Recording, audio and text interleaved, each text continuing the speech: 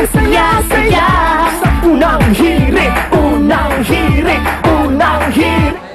Wala naman kami nakita armas. Ang sinasabi nila, parang fisherman's haven daw po yung mga hyperbolic disc na may mga kubul-kubul doon na physically structured din po. So, they maintain the same argument. Yeah, yun na nga po. Yung problema natin dyan dates back to 1992, hindi ba? When they started occupying areas in this Spratly Island. Opo. So, kamusta ang relasyon natin sa kanila? Well, we're being very cautious about this kasi we have never adopted any confrontational options as far as dealing with our claims in the Spratly, basically sa Kalayaan Island Group. Ano? Opo. Wala naman tayong kakayahan kaya we continue to try to dialogue with them and to keep all communication lines open. Okay. Yusek, salamat po. Yusek Ed Batak po ng Department of Defense. Professor, ang dami ng Pangulo dumaan, ano? Andito pa rin yung problema ng Spratly. Dati natandaan ko, si Rodolfo Biason, mungkahin niya parang tenement house. Parang gano'n, no? Na lahat ng claimants, sige, pag-share na lang ng mga iba't ibang resources. Tapos, kung anong makuha doon, langis o anumang marine life, paghati-hatian ng mga claimants. Kailangang palakasin yung usapan. Para hindi na matuloy sa gera. Wala naman tayo kalaban-laban. Hindi yung issue, hindi yung magkakaroon ng gera. Ang mahalaga ay gamitin ng Pilipinas yung kanyang relasyon, unang-una sa ASEAN. Para gawing ASEAN-China discussion ito. Hindi dapat bilateral na Philippines at saka China lang ang nag-uusap. Kasi maliban sa may dalawa pang claimant sa ASEAN, kailangan yung regional block talaga. Dahil regional issue ito. Kaya nga, tayo rito. Oo. Okay, pero kung sukatan, yung nearness nga, doon sa kanilang bansa, Pilipinas pa rin ang pinakamalapit. Oo. Gamitin mo man yung exclusive economic zone concept o yung UNCLOS. Parehong mas malapit talaga sa Pilipinas, malayo masyado sa China ito para i-claim nila. Kasi wala na si Arturo Tolentino, wala na si Raul Manglapos. Yun yung dalawang talagang matitindi pagdating sa international territory o boundaries. Na talagang paglalaban nila yun.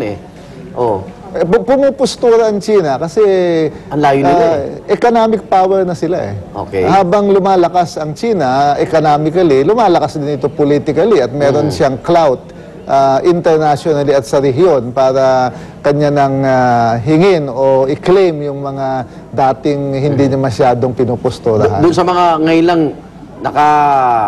encounter itong issue ng Spratly, Professor Poy, ano ba talaga meron dyan sa Spratly bukod sa langis? Maliban sa langis, importanteng biodiversity area ito. Dahil yung marine life dyan at saka yung dinadaan ito ng migratory route ng mga ibon, kailangan i-safeguard yan dahil yung richness nung tubig, yung marine resources sa area yan, papunta sa Pilipinas ay napakahalaga. Hindi lamang sa Pilipinas, kundi sa buong rehiyon. Baka ikayaman na natin yan, ano? Okay, teka, kanina nabanggit ko yung pagpalit ng Pag-asa sa West Philippine Sea, dati China Sea.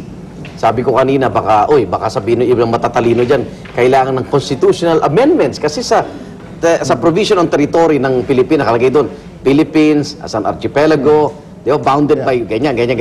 Hindi naman West Philippine Sea.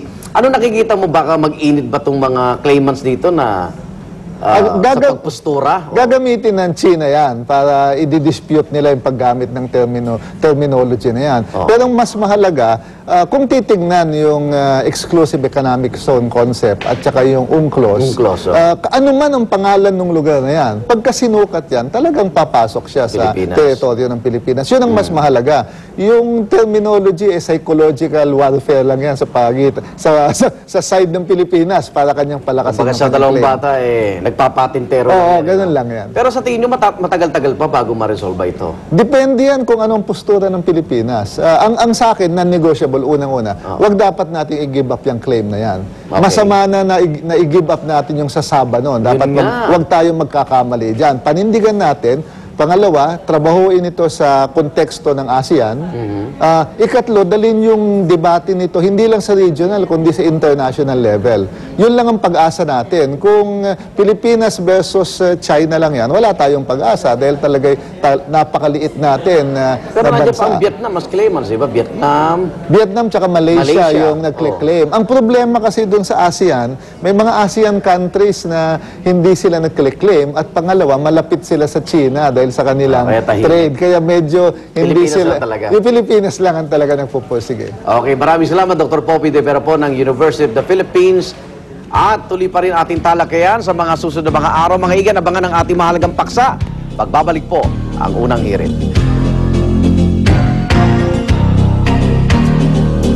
Sa unang hirit, ang saya-saya.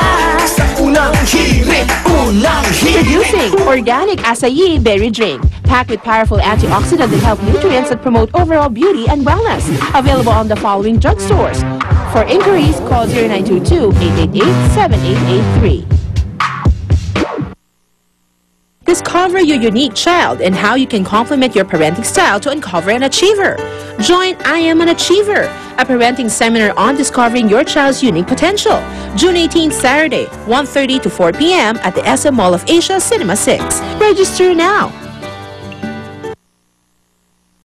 Good morning. Good Kuya morning, Lars. Sue. Good morning po sa inyong lahat. Uy, happy birthday, Krista Kleiner. Ano, happy birthday. And also happy birthday kay Sheila Rangel Goco, ang asawa ni Neil. Happy birthday, Sheila. Great, Sue. Ayan na. Ito na, magandang kwentuhan to. May international flavor. Yup. Oras na para sa ating checkan pambuena mano ngayong Monday morning. Ito na, super excited na talaga ang mga fans ni international teen sensation Miley Cyrus para sa kanyang nalalapit na concert dito sa Pilipinas. At kung ang fans excited na, ano pa kaya ang feeling ni na Elmo Magalona at Sam Concepcion? At makakashare nila sa stage si Miley Cyrus. Panoorin natin ito. Marami na ang nag-aabang sa nalalapit na concert ngayong Biyernes ng American pop teen sensation na si Miley Cyrus sa bansa. Kaya naman ngayon pa lang ay todo na ang mga preparasyon para dito. Isa na dito ang magaganap na front act showdown sa pagitan ng dalawang hottest male teen stars sa bansa ngayon na sina Sam Concepcion at Elmo Magalona. Ipapakita raw ng dalawa ang husay at galing nila upang magpa-impress kay Miley. Yeah, we're gonna sing 2 songs together, and then we have like a solo number each to try and impress Miley Cyrus. So We're just here to represent, what the young, OPM artists have got, and just show them what we can do. At pagkatapos daw ng kanilang showdown ay sabay silang mag-aabot ng bulaklak kay Miley. At doon pipiliin ng international singer-actress kung kanino siya na-impress ng husto. I'm gonna research and find out what her favorite flowers are. Hindi ko alam. Pipiling ko lang yung pinakamahal na flowers there is. I just hope that maybe if, she could just pick both of us. Samantala, hindi naman daw issue sa dalawa kung galing sila sa magkaibang network. Sa katunayan, excited pa nga sila makatrabaho ang isa't isa. We're just thinking of maybe doing our best and just have a great time on stage. It's a great opportunity to perform with him again and to collaborate with someone also young and someone who is current in OPM. So it's good to be able to explore music in that way, and especially in such a big stage as her concert. So. Kaya naman mga kapuso, sabay-sabay nating saksihan ang concert ni Miley Cyrus sa bansa kasama ang Pinoy teen pop artists na sina Elmo at Sam. I hope you guys watch the Miley Cyrus concert. That's on June 17. Yeah, it's gonna be at the SM Mall of Asia Concert Grounds. So be there June 17, 7:30 p.m. That's on a Friday. Sa unang hirit, ang saya-saya. Sa unang hirit, unang hirit, unang hirit. Makati ang ulo, kamot ng kamot. Yan ang forever problem ng batang si Edelweiss na dulot ng kanyang mga alaga sa ulo. Nako, hindi mapantay ang discomfort. Lahat ng araw ng paraan talagang ginawa na ni Mommy Jinky para matanggal na ang kuto problem ng kanyang anak.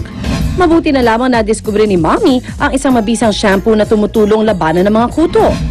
Introducing Lysalis Shampoo. With Lysalis Shampoo, tanggal ang kuto problems nyo. May active ingredient na pyrethrin na clinically proven to be safe and effective in killing lice and its eggs. Affordable pa dahil ito ay available at 10 pesos per sachet. Nalaman ko na meron bumili ako ng Lysalis. Trinay ko sa kanya, ibababad ko konti sa ulo, tapos ko sa towel. Effective naman siya hanggang unti-unti namang nawawala. Mas naginhawaan yung ulo niya. At saka mas ginhawa din sa akin kasi hindi ko siya nakikita lagi nagkakamot. Saka talagang gusto ko, malinis talaga lagi yung ulo niya, yung buhok niya. Ang dami-dami ko pang trinay. Doon lang pala ako magiging satisfied na at least na hindi na bumalik at na tuloy-tuloy kong paggamit at least once a week.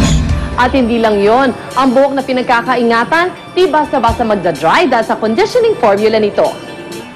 Go and try na mga kapuso. Let's fight kuto with Lysalis Shampoo. Pamatay sa kuto, maalaga sa buhok. Ang bahagi ito ay inihatid sa inyo ng Lysalis.